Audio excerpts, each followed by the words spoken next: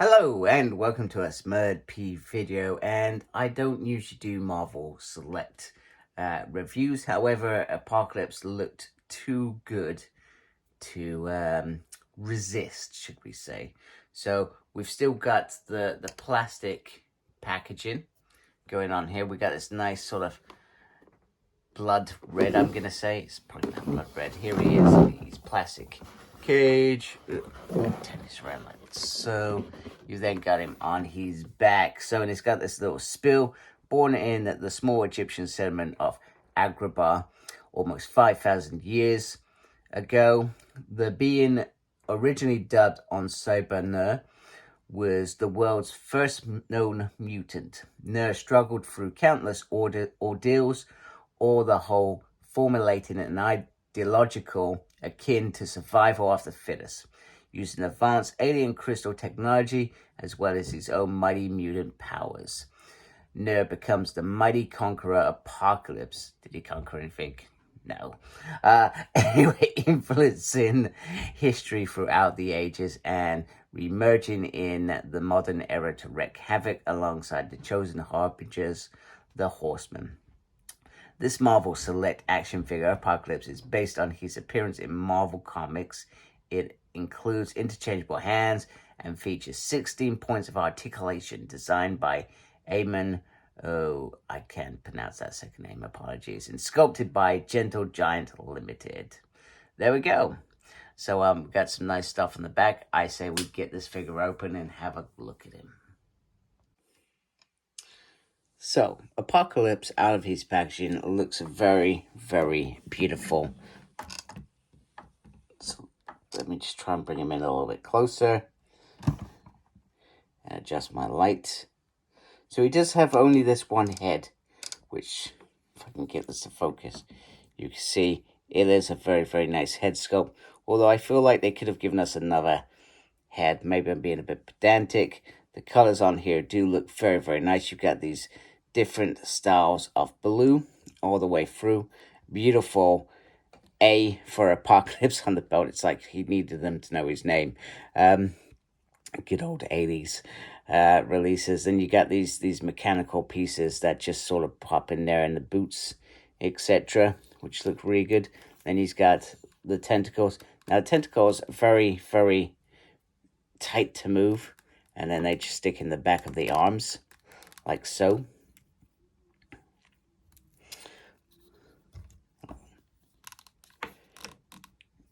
That looks really nice. I love this bit.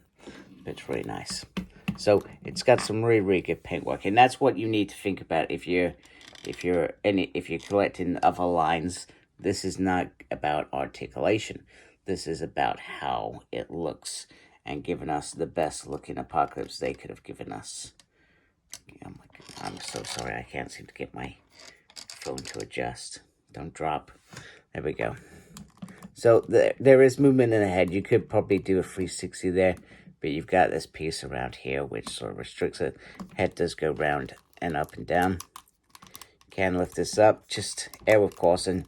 These joints feel very, very tight. There is actually a ball joint on the arm there, which I feel was very good. I feel over time that will release. Get some movement there. And then you've got a single.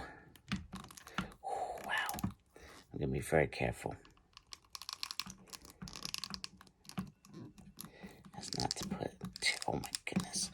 Okay. Very scary moments. Very scary moments. I've got some damaged paint on there. I'm not sure if that's intentional or not.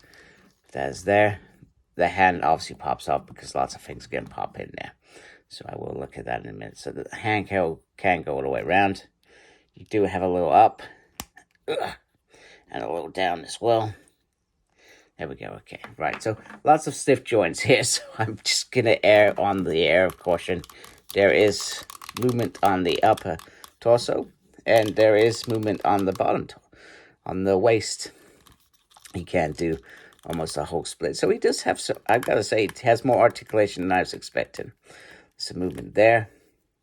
There is a single on the foot, which makes sense because he's got these great big boots. And then he has a ball joint on the foot. So you can do a left and a right and up.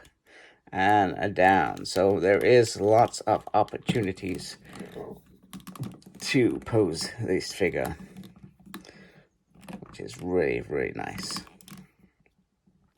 Right, so accessories. So it comes with one lovely drill. Ha ha ha. Just put that in there if I can. It slots on it very nicely, and then this bit just slots in the back there, and it just popped off, didn't it? Of course it did.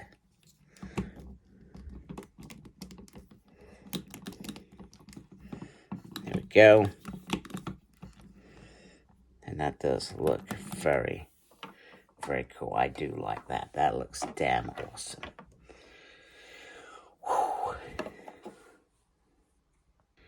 Just before we move on to the claw, I just wanted to give you a closer look at the drill, so you can see the details on there. You got these little pieces that just sort of hang out. They look very cool. And then you've got this massive drill piece here. So like I said, so in my train of thought, Diamond Select have done a beautiful, beautiful job on giving us the best Apocalypse.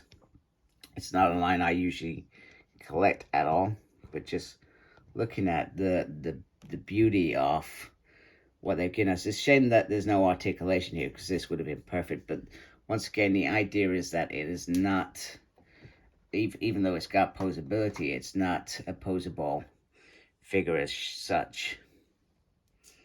That is not its intent. And then the last one, which I feel is a little bit weaker, is the bowl. Just remember the tentacle just drops in there. The only thing with the tentacle is when you start bringing up, you've really got to put some oomph onto that. Oh, in fact, you know what? I've done that wrong. Wait a minute. No, I haven't. I have not. I have not. That goes straight into the hand. That is why. There we go.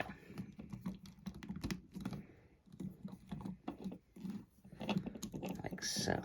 Then he's got a mace to smash you with.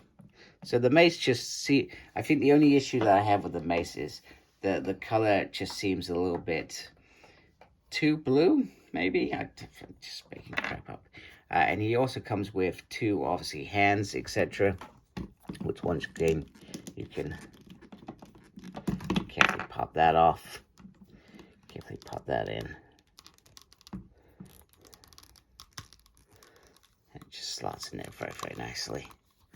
I can just get that. I'm sorry, I'm doing lots of things on camera, which I don't usually do. I can get that into a decent thing. I can get some real nice poses. There you go.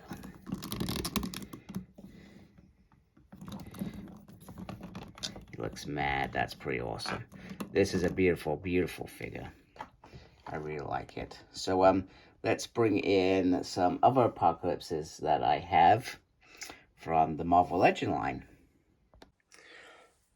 Okay, so sorry for the faraway view. This seemed to be the only sensible way to do this. So here we have Build-A-Figure Apocalypse, which was my first ever Build-A-Figure. Although I do realize that I should get a blue torso at some point. If I get the opportunity, I'll get one. If I can get one for cheap, I'll get one. Other than that, I'm still happy with my Apocalypse.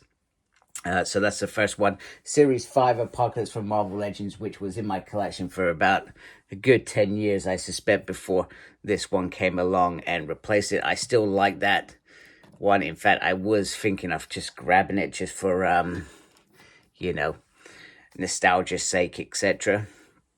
And then just down here, you've got the animated release of Apocalypse. You get the Age of Apocalypse release as well.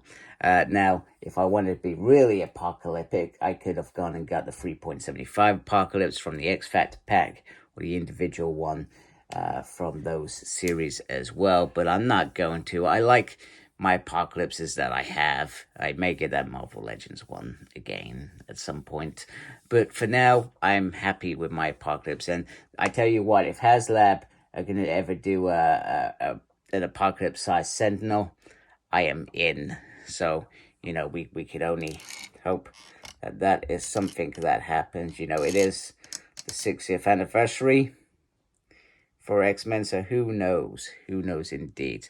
So anyway, this Apocalypse I still really dig. It's really nice. It looks really good. It has some really nice accessories, but just remember its limitations, I think. But it's still, even with its limitations, it still has some nice articulation. You just got to be careful with it. That's what I'm saying. So anyway, I hope you like my video. If you do, please support my channel by subscribing. Really appreciate that. Thank you for everybody that's watched this video. Thank you to everybody that has subscribed to my channel. Make sure you look after yourself. And as always, embrace geekiness. Take care. Goodbye.